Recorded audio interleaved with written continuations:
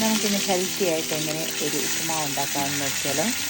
കടുക് പൊട്ടിക്കുക, ഇഞ്ചി, പച്ചമുളക്, സവോള, കറിവേപ്പില. ഞാനിന്നത്തെ ഇഞ്ചി ഇട്ടിട്ടില്ല, എനിക്ക് ഇഞ്ചിയുടെ ഫ്ലേവർ ഇങ്ങനെ കടിക്കുന്നതുകൊണ്ട് എനിക്കിഷ്ടമില്ലാത്തതുകൊണ്ട് ഞാൻ ഇഞ്ചി ഇട്ടിട്ടില്ല.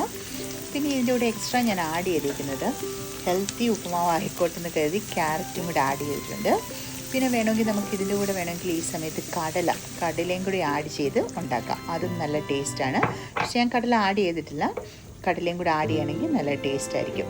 ഓക്കെ, ഇതിടുക. ഇതൊന്ന് ജസ്റ്റ് ഒന്ന് വാടി വരുമ്പോഴത്തേക്ക് ഉപ്പ് കൂടി ഇട്ട് വാടി വരുമ്പോഴത്തേക്ക് വെള്ളം ഇടുക. അതായത് 1 ഗ്ലാസ് ഉപ്പുമാവിനുള്ള റവയാണ് നമ്മൾ എടുക്കുന്നതെങ്കിൽ സെയിം 1 ഗ്ലാസ് തന്നെ വെള്ളം കൂടെ ഒഴിക്കുക. വെള്ളം തിളച്ച് വരുമ്പോഴത്തേക്ക് മെഷർ ചെയ്ത് വെച്ചിരിക്കുന്ന റവ ഇതിനകത്തിട്ട് മിക്സ് ചെയ്തിടുക.